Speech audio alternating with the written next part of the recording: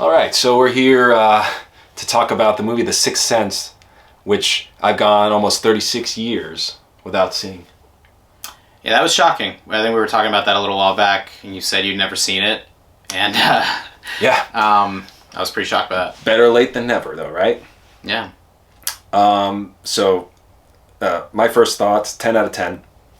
Incredible movie. Absolutely incredible. Acting was pristine, Bruce Willis, who was the other guy? Haley Joel, was it? Osment? Yeah, Osment, Haley yeah. Joel Osment, yeah. Absolutely incredible. And also, Toni Collette? Was it? Yeah. Toni Collette. Absolutely incredible.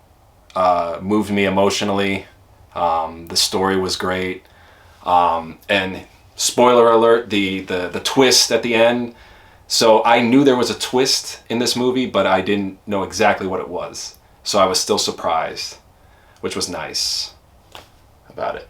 Yeah, it's I really like that it's within the last maybe 10 or 15 minutes of the movie too. Just like within the last 10 minutes, all of a sudden they throw you an insane curveball. The movie is always a reminder to me of what a masterful filmmaker M. Night Shyamalan can be. Like how the potential is, especially when there's something about when you're first getting into something like that, making music or making movies, you're just very hungry for success and you're hungry to like make something good. That to me, that and Unbreakable are his best movies out of anything he's made. I've seen Unbreakable. And Unbreakable is very years good ago. too. But those are you see the difference in quality from that. It's just shocking to think this is the same guy that made The Happening and The Last Airbender. Never seen those. Which are they're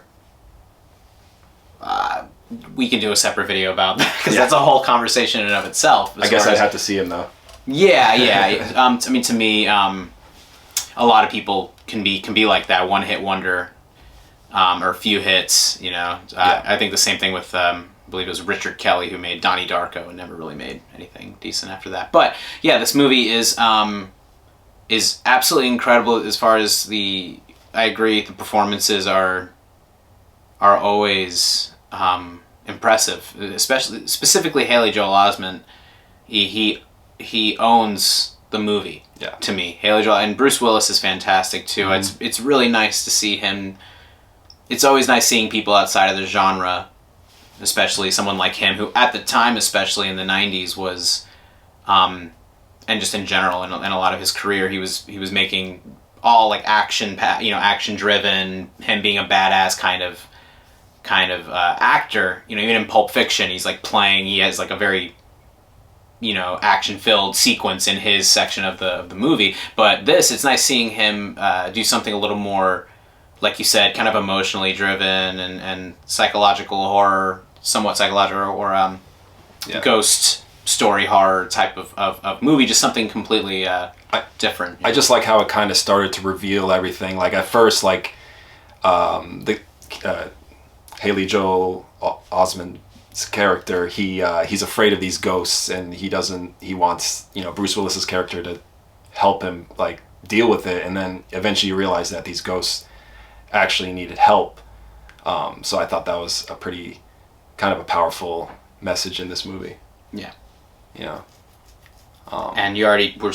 Well, we didn't really spoil the actual twist, but if you've seen the movie, yes, you see that the whole thing is Bruce Willis realizes he was dead the whole time. Yeah, he's dead the whole time, and we actually even if you look back at the other scenes, they actually stayed true to it. You think that he's having a conversation with his wife in the movie, I believe was his wife, and it's just really her mourning him, and he's like talking to her, but she doesn't really hear him, and it all checks out when you go back and watch all those scenes. Yeah, that's always when you know what you know and you rewatch the movie, there's always those little seeds that they plant to fool you into thinking that the moment in particular where he's supposed to meet her for dinner and she's signing the check, it says happy anniversary, and you think he like fucked up, like you think it's a problem with his relationship, and it's great that it's so wonderful that at first you're thinking, okay, she's just not acknowledging him because she's so pissed, right. or whatever, and then it turns out no, she literally is like her and what's so that must have been a very interesting job for that actress. I'm not sure I know her name, unfortunately, but what I really love is she must have had a lot of fun with having to have all of her moments be ambiguous enough to fit into both. Like that's what's fascinating about that. That having to play that kind of character, she had to keep, and that's where M. Night Shyamalan did a very good job with that, as well being the director.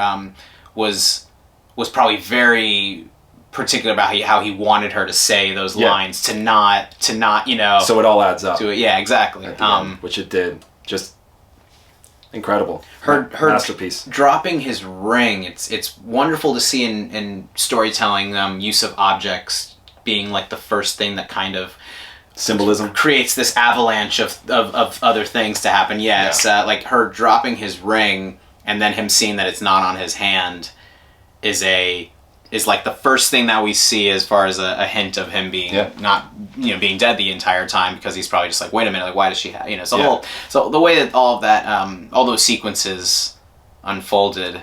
And I think we were talking recently as well, it's nice that we have resolution to Haley Joel Osment's character in that before, so you think like the story feels wrapped up already, Yep, exactly. Like he makes peace with the ghost, he starts to help him out, but that's not really where it's going.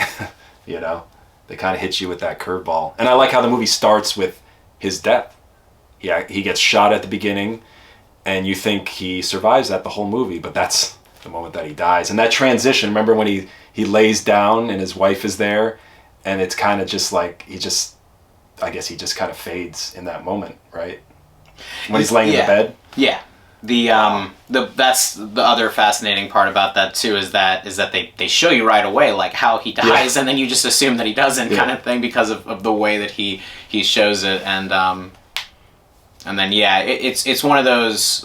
Actually, just to also refer Donnie Darko again, just like Donnie Darko, these are the types of movies that they're only more interesting as you rewatch them and find these little seeds that the filmmakers planted for that reason. Yeah, so he's watched the movie before, so he's done a second run through. So I bet he's had a different perspective, and I bet you he still enjoyed the movie very much. Oh yeah, it's like I think something it's almost like I feel like I watch it every 10 years or something. I think I watched it when it came out in '99 actually. Like I think I watched when you were super young. When I was like 6 or whatever. Yeah, as a child. Then I think I watched it again like in my like late teens or 20s, just to be like just because I was like I don't really remember much of it, and then we watched it again. So it was like, I don't know, it was like my third or fourth time watching it or something like that. I'm definitely gonna rewatch. Definitely worth a rewatch. Maybe in like a year or two, I would love to rewatch it. It's that good. Definitely in my top 10 at least. It's an exciting one to watch with people that haven't seen it. So when we were watching, my favorite thing was when the ring drops and that reveal happened at the end. Was waiting. I was waiting for your reaction. You're like, he was just like I don't know, like. Oh shit! It's like one of those like, holy fuck! Like, wait a minute. What is reality anymore? Yeah. Damn. Really genius piece of filmmaking to me. I'm absolutely in awe of that. That being with The Matrix, with all these other movies that came out in '99. It's a part of why I personally think filmmaking peaked in the '90s, 2000s. Yeah. Essentially. Toni Collette's character, as well as the mom, she just adds a really wonderful dynamic to Haley Joel Osment's character. They could have easily made that like, doesn't have any parents. She created a nice contrast in that way. They all do. Yeah. They all just kind of complement each other. Just really blown away by that movie. I haven't seen a movie that good in a while. Probably Coco was the last one that I saw, which I saw like almost probably a year ago. Took me a while to see that one too. Yeah, it's kind of nice having something be new. Like, you got to watch this movie, somehow avoided spoilers by not like it's a miracle by not going on the internet too much. I suppose it just is a good thing, good reason to avoid comment sections. I'm pretty good at like if something pops up and I just kind of I'm looking at it and I tell my brain not to interpret what's in the writing. Yeah, try to. It's like a knee-jerk reaction almost. Yeah. And just like forcing your brain to like not retain it. It's easy to like force your brain, hey, don't retain this like text or. I've heard spoilers about things, and like I'm like, I try to like trick my brain into like, you don't know what's happened, Speaking of spoilers, we will definitely put with spoilers in the title or something, because to me, this movie is the epitome of something that Can't be spoiled. It will definitely ruin your experience if you know what happens before watching it, even for the first time. It's just, For sure. I personally think it is a prime example of if you know that it's not going to feel the same way. Like that must have been a huge dopamine hit when you Yeah. realized what happened. And not knowing that, when you know something, you can't unknow it. When Yeah. stories with anything, with the way our brains work, you can't like forget something that you learn Yeah. easily. Can't like that. You could try. Yeah. But it's still there. Yeah. So yeah, I think. But yeah, it's a fantastic flick. It's an absolute classic. Yeah, I'm actually kind of glad I waited till I was almost 36 to watch it, because now I have all this life experience and I could see it through those lenses, Yeah, a different different appreciation. lens. So yeah, That's I mean, great. that's kind of all I have to say about it. Hell yeah. What do you guys think of The Sixth Sense? What do you think of M. Night Shyamalan's later movies? I would love to see if anyone has the opinions, because to me they're just like night and day difference in quality from his earlier films to anything recent that he's done.